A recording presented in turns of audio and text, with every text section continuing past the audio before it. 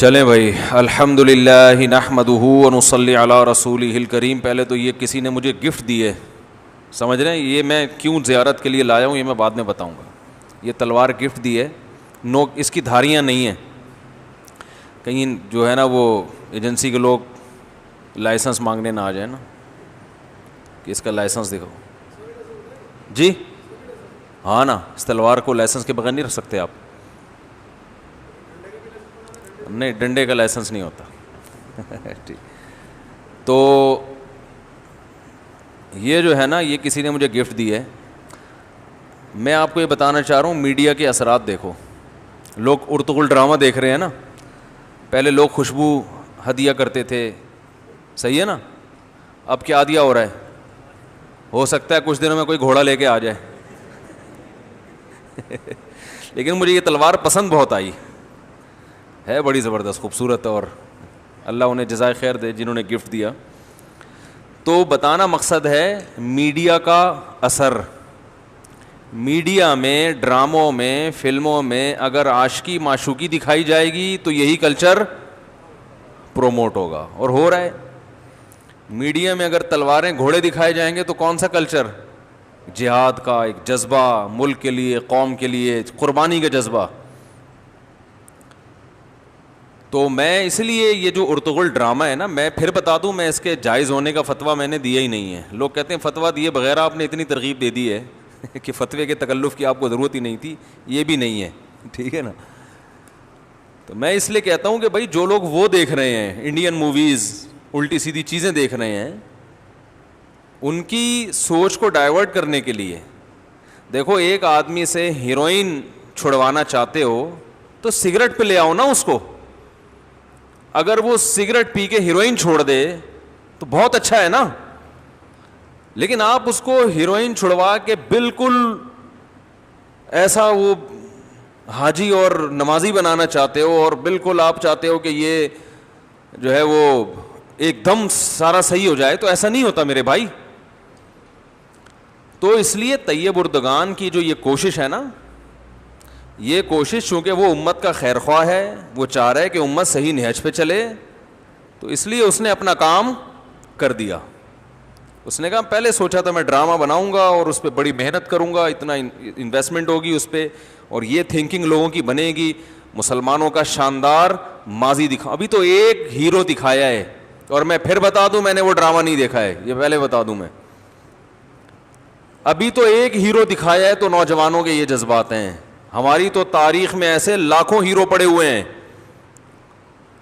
تو بھائی بند کمرے میں بیٹھ کر بات کرنے کی بات اور ہوتی ہے، ذرا دنیا میں چلو پھرو دیکھو تو پھر بات اور ہوتی ہے. تو اس لیے بہت زیادہ لوگ مجھے بار بار ملامت کر رہے ہیں کہ آپ فتویٰ دیں کہ یہ دیکھنا بالکل حرام، کبیرہ گناہ، اور یہ ڈراموں سے کہاں دین آتا ہے، ڈراموں سے کہاں، ڈراموں سے بے دینی آئی ہے کہ نہیں آئی ہے؟ کیا خیال ہے؟ لوگ کہتے ہیں کہ پہلے جو ہے نا، لوگ کہتے ہیں ٹی وی سے تبلیغ نہیں ہوتی، ویڈیو کیمرے سے تبلیغ نہیں ہوتی. ڈاکٹر ذاکر نائک اگر ویڈیو کیمرے میں نہ آتے تو جو سینکڑوں ہزاروں مسلمان ہوئے یہ ہوتے. یہ تو وہ مسلمان ہیں جو وہاں مسلمان ہوتے ہوئے نظر آ رہے ہیں. باقی ڈاکٹر ذاکر نائک کی اسپیچ سے کتنے لوگ اپنی مسجدوں کے امام کے ہاتھ پہ جا کے مسلمان ہوئے ہوں گے، اس کا تو کوئی ریکارڈ ہے ہی نہیں یار، یہ سمجھ میں. تو بھائی یہ سب جو میڈیا ہے نا، اچھی چیز کو پروموٹ کرو گے تو کیا پھیلے گا؟ خیر پھیلے گی. بری کو پروموٹ کرو گے تو کیا پھیلے گی؟ شر پھیلے گا. آج کسی نے اعتراض کیا مجھ پر کہ یہ علماء نے جو گنجائشیں دی ہوئی ہیں نا، ان گنجائشوں سے تباہ ہو گیا معاشرہ. یعنی مجھے وہ کہہ رہے تھے کہ آپ فتویٰ دیں، ہر یہ حرام، یہ بھی حرام، یہ بھی حرام، اور ان گنجائشوں سے بڑا نقصان. پھر انہوں نے ایک مثال دی کہ جب سعودی عرب میں نیا نیا ٹی وی آیا تو وہاں کے مفتی اعظم نے گنجائش کا فتویٰ دیا کہ ٹی وی پر اگر اچھا پروگرام دکھایا جائے تو جائز ہے. اس کا نقصان یہ ہوا کہ عرب کلچر تباہ ہو گیا. یہ ایک دلیل دی جاتی ہے کہ اگر وہ اس وقت فتویٰ دیتے تھے بالکل حرام ہے تو عرب میں آج جو بے حیائی پھیلی ہوئی ہے وہ بے حیائی بولو بھائی نہ ہوتی. یہ بہت مضبوط دلیل دی جاتی ہے. اس کا جواب سنیں.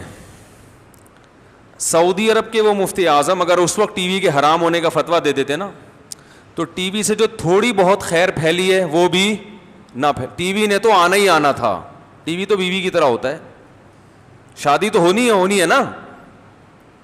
تو ٹیلی ویژن نے تو دنیا میں کسی فتوے کو فالو نہیں کرنا تھا, کیونکہ جو چیز بہت آسان ہوتی ہے نا, کسی بھی چیز کا ذریعہ ہوتی ہے, وہ لوگ اس کو لازمی استعمال کرتے ہیں. میں اور آسان کر کے مثال سے بات سمجھاتا ہوں. ہمارے یہاں جامعۃ الرشید میں چند سال پہلے علماء کا اجلاس ہوا کہ طلبہ موبائل کا استعمال کرنے سے پڑھائی میں کیا ہو رہا ہے, بولو بھائی, حرج. لگے رہتے ہیں یوں ٹھک ٹھک ٹھش پش, جو ہے نا, جو پہلے پڑھائی کا ذوق تھا وہ رہا نہیں. لہذا موبائل فون, سیل فون کے استعمال پہ کیا لگا دی جائے, پابندی.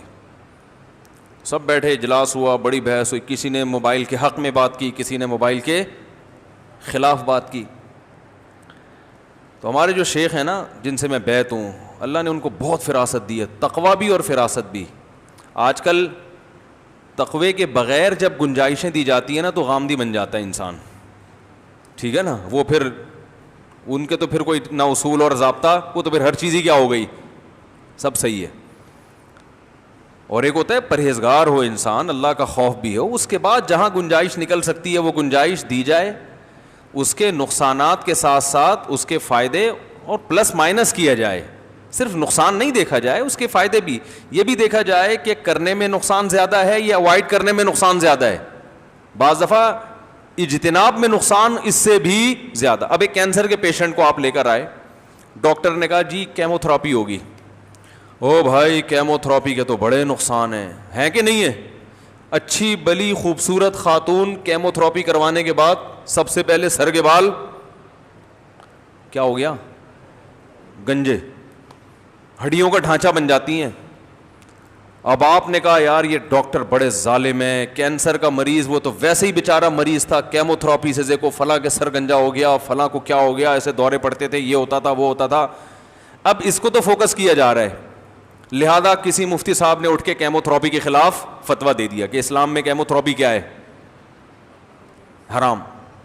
ارے بھائی اس پہ بھی تو دیکھو کہ یہ کینسر کی مریضہ کیمو تھراپی نہ کرواتی تو کیا ہوتا. ڈاکٹر جو کیمو تھراپی کا مشورہ دیتے ہیں مریض کو مارنے کے لیے نہیں بلکہ مریض کو بچانے کے لیے. آپ کو جو اس کے نقصانات نظر آ رہے ہیں نا, اصل میں وہ نقصان جو کیمو تھراپی نہ کرنے کے نتیجے میں ہوتے وہ آپ کو نظر آ نہیں رہے ہیں, کیونکہ آپ نے دیکھے نہیں ہیں. وہ ڈاکٹر کو پتا ہے کہ تھوڑے دن میں ویسے ہی چیخے گا یہ, اور اس سے تو شاید زندگی بچ جائے, 50% چانس ہے, نہیں کروائی تو 100% چانس ہے مرنے کا. تو موبائل پر کیا ہو گیا بھائی, موبائل پر جو ہے نا بحث ہو رہی تھی کہ یہ پابندی لگائی جائے. تو ہمارے شیخ ہیں نا, بہت اللہ نے فراست دی ان کو, انہوں نے سب کے تجزیہ سنا, سب کی جو مخالفت میں دلائل وہ بھی, موافقت میں دلائل وہ بھی. سننے کے بعد میرا بھی رجحان اس طرف تھا کہ پابندی لگنی چاہیے. انسان عقل مندوں میں بیٹھتا ہے نا تو تھوڑی سی کچھ عقل سیکھتا ہے وہاں سے, ٹھیک ہے. تو انہوں نے ایک بات کہی, انہوں نے کہا دیکھیں اس قانون جب بھی بنایا جائے نا, سب سے پہلی چیز اس میں یہ دیکھی جاتی ہے کہ اس قانون پر عمل ہوگا بھی کہ نہیں ہوگا. ایسے نہیں کہ جو بھی بنا کے تھوپ دو.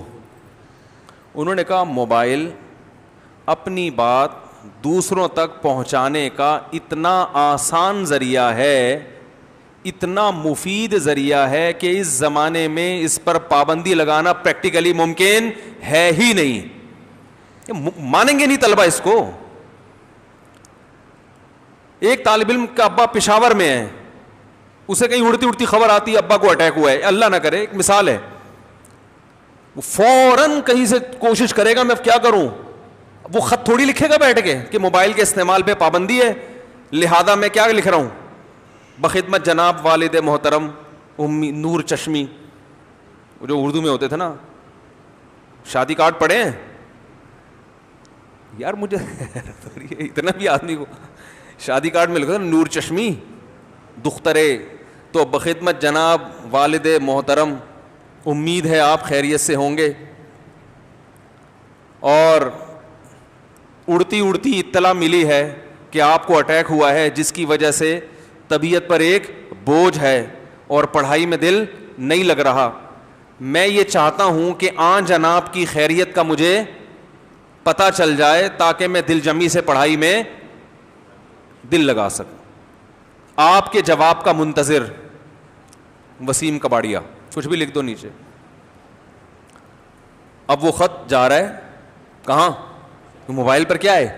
پابندی ہے. ٹھیک ہے نا. اب وہ خط جا رہا ہے جناب، پہلے جائے گا پوسٹ آفس ہی بند ہوگا. پہلے تو مسئلہ کیا ہوگا؟ پوسٹ آفس وہ تو جب ضرورت تھی اس وقت نہیں کھلتے تھے، اب تو لوگ ویسے ہی موبائل استعمال کر رہے ہیں، وہ ویسے ہی بند ہے. پھر وہ ڈاک خانے میں گیا اور اس وقت تک جو اس کے طبیعت جو پریشان رہے گی نا، وہ نہیں مانے گا یہ پابندی. آپ کہہ سکتے ہیں ایسی شدید مجبوری میں محتمم سے اجازت لی جائے، مدرسے کے ناظم سے، اور اجازت لے کے پھر جو ہے وہ یعنی خاص صورتوں میں، تو محتمم کے لیے یہ فرق کرنے میں کتنا ٹائم لگے گا کہ یہ پرمیشن جو لے رہا ہے یہ واقعی ہے یا ڈرامہ کر رہا ہے. جیسے بچے تو بہانے بناتے ہیں نا، میری دادی کا انتقال ہو گیا اس لیے نہیں آیا، فون کرو تو دادی فون ریسیو کر رہی ہوتی ہیں.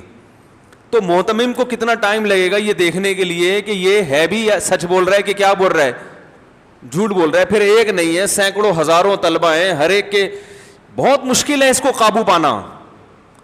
تو ناممکن ہے، پریکٹیکلی ممکن نہیں ہے. اس سے کیا ہوگا؟ اللیگل استعمال شروع ہو جائے گا. سمجھ میں آ رہی ہے بات؟ اور اللیگل استعمال سے کیا ہوگا کہ جب طلبہ ایک قانون توڑیں گے تو باقی قوانین کی ویلیو بھی ان کی نظر میں ختم ہو جائے گی. کہیں گے قانون پہ چل کے تو سروائیو کرنا ممکن ہے ہی نہیں، لہذا ایک نہیں، ہاں 5-6 صوفی ہر جگہ ہوتے ہیں، پوری دنیا میں 5-6 صوفی ہوتے ہیں، ان کو دیکھ کے تھوڑی قانون بنایا جائے. وہ آپ ان 5-6 صوفیوں کو دیکھ کے کہیں یار انہوں نے قانون فالو کیا، 5-6 ہی ہیں بس، وہ باقی نہیں، وہ چھپا کے رکھیں گے موبائل. تو بہتر نہیں ہے بھائی موبائل کو استعمال کرنے کی اجازت دے دی جائے اور ایک محدود پابندی لگا دی، بھائی عصر سے مغرب تک موبائل استعمال کرنے کی اجازت.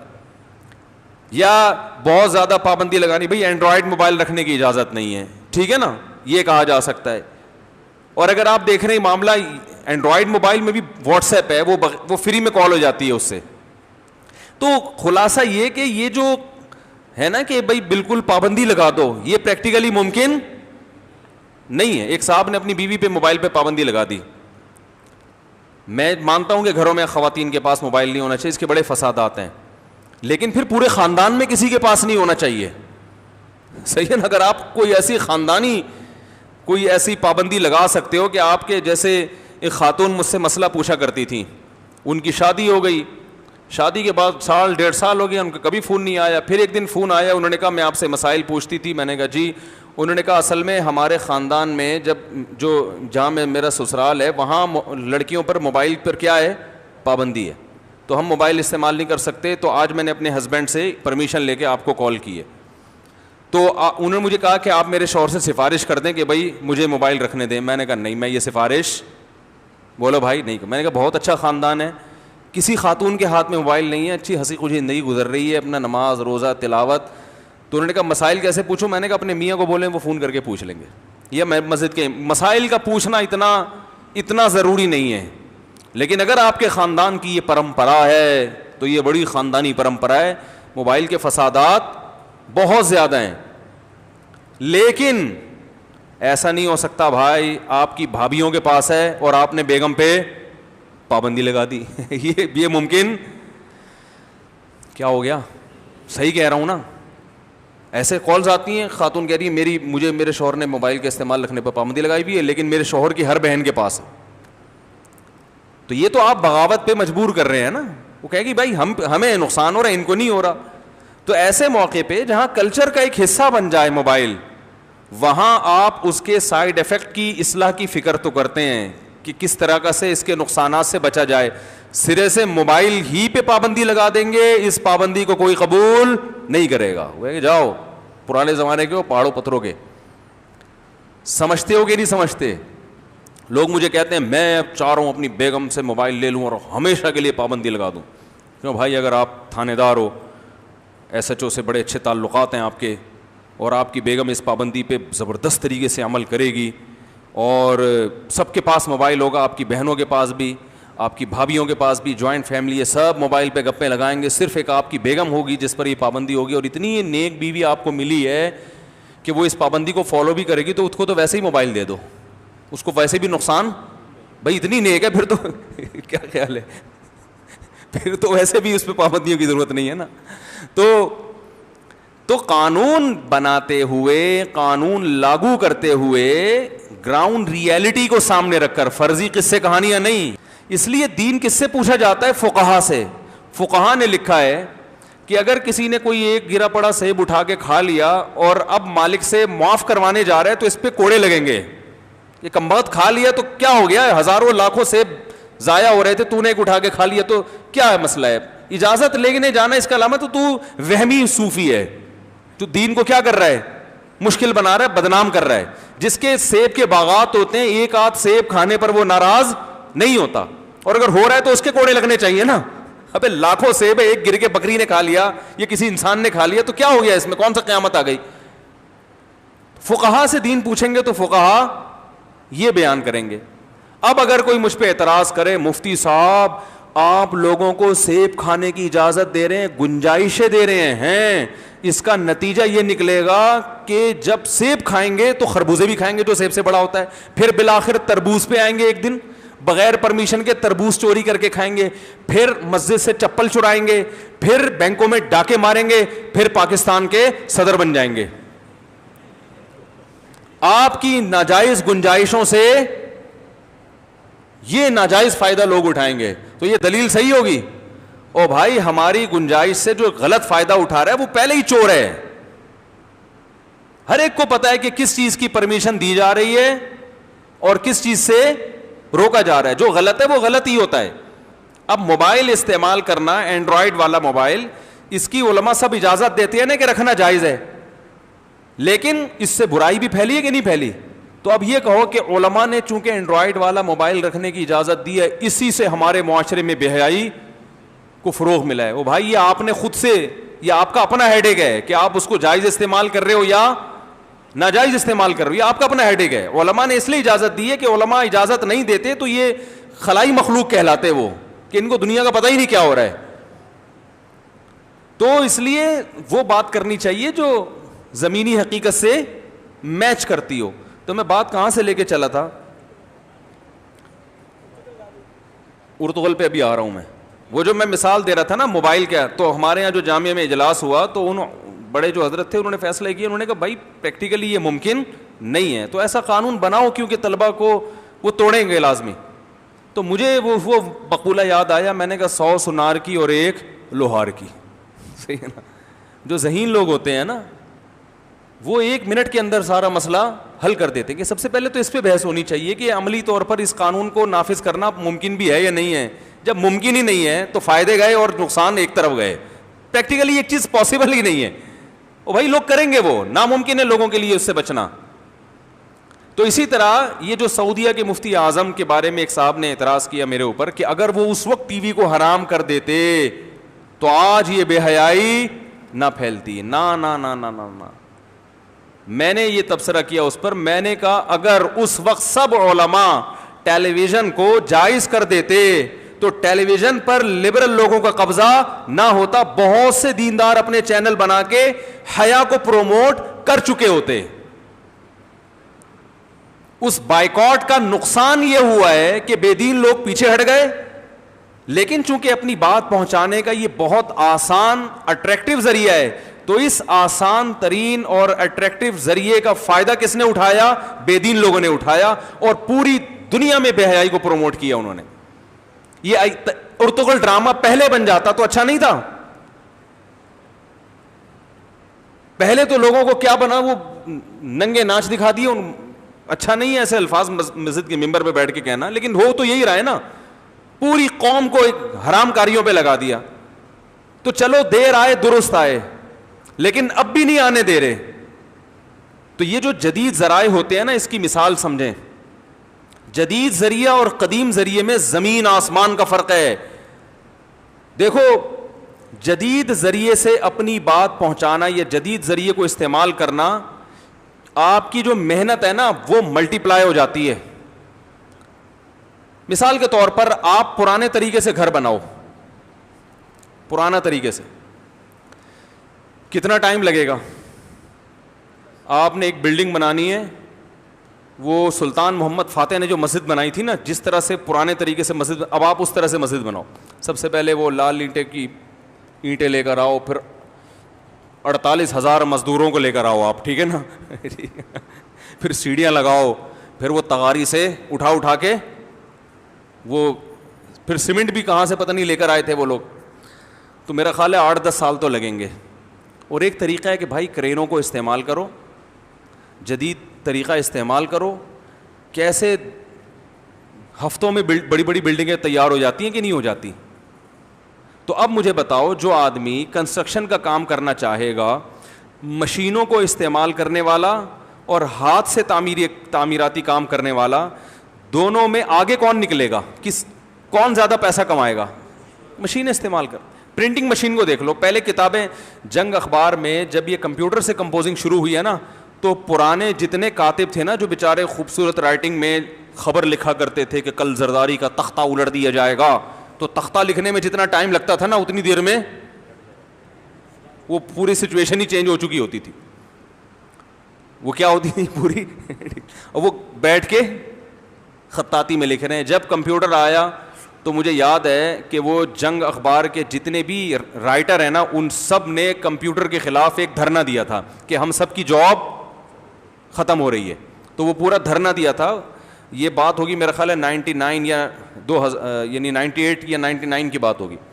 کیونکہ وہ جنگ والوں نے کہا بھائی اب ہمارے پاس کمپوزر ہیں، ایک ہر طرح کی رائٹنگ ہمارے پاس سسٹم میں موجود ہے کہ بھئی الوی نستعلیق طریقے سے لکھنا چاہتے ہو، جمیل نوری نستعلیق طریقے سے لکھنا چاہتے ہو، وہ سارے کمپیوٹر میں ڈیزائن موجود ہیں. کس اسٹائل سے آپ نے سرخی لگانی ہے، وہ ایک بٹن دبانے کی دیر ہے، وہ خود ہی سلیکٹ ہو جائے گا. اب ہمیں اتنے سارے کاتبوں کو تنخواہ دینے کی ضرورت نہیں. تو وہ بڑا زبردست احتجاج کیا انہوں نے. تو مجھ سے لوگوں نے کہا یار یہ کاتبوں نے ایسا احتجاج کیا ہے نا کہ جنگ والے مجبور ہو جائیں گے ان کو رکھنے پر. میں نے کہا نہیں رکھیں گے وہ، اس لیے کہ اب زمانہ اتنی تیزی سے بدل رہا ہے کہ جب ایک کام 10,000 میں ہو سکتا ہے تو اس کے لیے وہ جنگ اخبار والے 2 لاکھ روپے کیوں دیں گے وہ؟ تو ان کاتبوں کو چاہیے کہ اگر یہ اپنی یہ چاہتے ہیں کمانا تو یہ بھی کمپوزنگ سیکھ لیں. سمجھ رہے ہیں نا؟ ورنہ کتنے دفعہ دھرنے دے لیں گے. ایک دفعہ دھرنا دے کے رکھ لیا، پھر مہینے بعد وہ بولے گا یار جب میرا کام 10,000 میں ہو رہا ہے، میں 2 لاکھ، اور ایک کام ایک بٹن کی کلک پر ہو رہا ہے، 5 منٹ میں ہو رہا ہے، تو میں وہ 3 گھنٹے میں وہ کام کیوں کرواؤں؟ ایسے موقع پہ کوئی مفتی صاحب تقریر کریں کہ اتنے سارے کاتب ہیں بیچارے بے روزگار ہیں، ان کے روزگار کی خاطر ہمیں کمپیوٹر کے خلاف جہاد کرنا ہے. تو اس دھرنے کا نام دیا گیا تھا کاتبوں کا کمپیوٹر کے خلاف دھرنا. میں نے کہا بھائی کمپیوٹر سے جنگ نہیں، کمپیوٹر بہت ڈیڑھ ہوشیار ہے، ٹھیک ہے نا، بہت آگے نکل گیا ہے. تو آپ کے کام کی سپیڈ بے انتہا بڑھ جاتی ہے. تو ایسے موقع پہ جو یہ فتویٰ دے گا کہ نہیں جی نبی صلی اللہ علیہ وسلم نے تو کاتبوں سے باقاعدہ قلم سے چیزیں لکھوائی ہیں، لہذا کتاب لکھنے کا سنت طریقہ یہ ہے کہ کبوتر کا پر کسی کاتب کے ہاتھ میں رکھوایا جائے اور وہ کبوتر کے قلم کو سیاہی میں ڈبوئے اور ڈبو کے نکالے. تو جیسے حافظ ابن حجر رحمۃ اللہ علیہ نے صحیح بخاری کی اتنی ساری جلدیں کبوتر کے قلم کو سیاہی میں ڈبو کے لکھ دی ہیں، تو ہم بھی دنیا میں کبوتر کے قلم سے انقلاب لا سکتے ہیں. اور بھائی جان حافظ ابن حجر بھی اس زمانے میں آ گئے تو وہ بھی بخاری کی شرح اگر لکھیں گے تو کمپیوٹر پہ بیٹھ کے کمپوز کریں گے. سمجھ میں نہیں آ رہی میرا خیال ہے بات؟ اب اگر کوئی ہمارے اسلاف کا طریقہ یہ تبلیغ کا نہیں تھا کہ جی کمپوزنگ کرے، کتابوں کی اب کمپوزنگ ہو رہی ہے نا، اور مشینیں ٹھڑک اٹھک چھاپ کے ایک دن میں ہزاروں صفحے نکال دیتی ہیں. ایک دن میں کیا ہو جاتا ہے؟ ہزاروں صفحے. میں فتوے کا کام کمپوز کرتا ہوں، پہلے میں بھی لکھتا تھا فتوے، ہمیں جامعۃ الرشید نے کمپوزنگ دی. تو اب اس میں اگر کوئی وہی کہے گا کہ نہیں چونکہ نبی صلی اللہ علیہ وسلم نے جب کاتب وحی سے لکھوایا تھا قرآن تو انہوں نے تو ایسے بیٹھ کے لکھا تھا. سنت طریقہ کتاب لکھنے کا بہرحال یہی ہے کہ پین ہاتھ میں لے کے لکھا جائے. تو بھائی سنت طریقہ تو یہ ڈالر پین اور یہ یہ بال پین نہیں ہے، سنت پھر کبوتر کا پر ہے، اور کاغذ نہیں ہے بلکہ چمڑے ہیں، چمڑے پہ لکھا جاتا تھا قرآن. حضرت عثمان کے دور میں تو بہت سارے چمڑے جمع کیے گئے تھے، ایک مٹکے میں رکھے ہوئے تھے، وہ اس میں پورے مٹکے کے اندر قرآن تھا. سورہ فاتحہ ایک چمڑے پہ لکھی ہوئی ہے، فلاں سورت ایک، اس طرح سے جمع ہوا تھا. تو اسی طرح یاد رکھو کہ یہ جو ہم اس طرح کی باتیں کرتے ہیں نا، کہ اگر سعودی عرب کے مفتی اس وقت فتویٰ دے دیتے تو ٹی وی نے تو پھر بھی پھیلنا تھا، کیونکہ یہ اپنی بات پہنچانے کا اتنا آسان اور اٹریکٹیو ذریعہ ہے کہ آپ دنیا کو سے اس کی بغاوت کروا نہیں سکتے. یہ ممکن، کوئی مانے گا نہیں اس کو، چند لوگ ہوں گے، باقی کوئی بھی نہیں بچے گا.